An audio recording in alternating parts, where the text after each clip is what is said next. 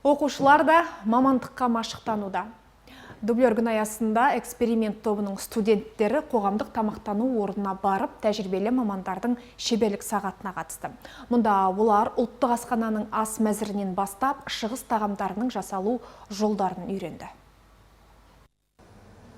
Бала күннен аспаздыққа жақын өскен Сұңқар Тәттібек сабақтан кейінгі уақытын бос өткізбей мамандық алуға бел байлағанын айтады. Сөйтіп тамақтандыру индустриясы және сервис колледжінің эксперимент тобына құжат тапсырыпты. Оқимын деген балаға бағыт беріп, білімін шыңдаған ұжым кезекті тәжірибе алаңына алып келіп қана қоймай, қоғамдық тамақтану саласындағы еңбек қызметі туралы алғашқы түсініктерін қалыптастыруға тырысты.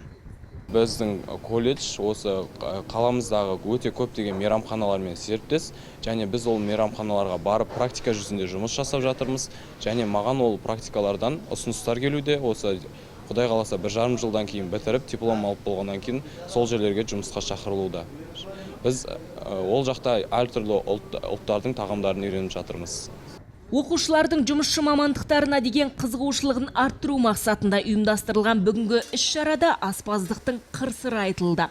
Тәжірибелі мамандар шеберлік сағатын өткізді. Бізде эксперименталды топ 2-ші жылы уже өткізілуде. Жұмысшылар жылы аясында көптеген практикадан біздің колледждің серіктес кәсіпорындарында қазір тәжірибе алмасуда.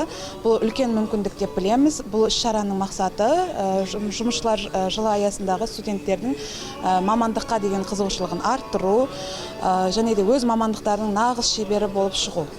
Эксперимент тобының студенттері бұйырса келер жылы қолдарына аттестатпен қатар диплом алады. Оларда тәжірибе жинақтау барысында жұмысқа шақырып жатқандары көп екен. Алайда болашақ аспаздар әзірге ақша табуды емес, білімдерін шыңдауды көздеп отыр. Гүлнар Асқарқызы, Әлим Әлік, Алмаз Данабекұлы, жаңалықтар.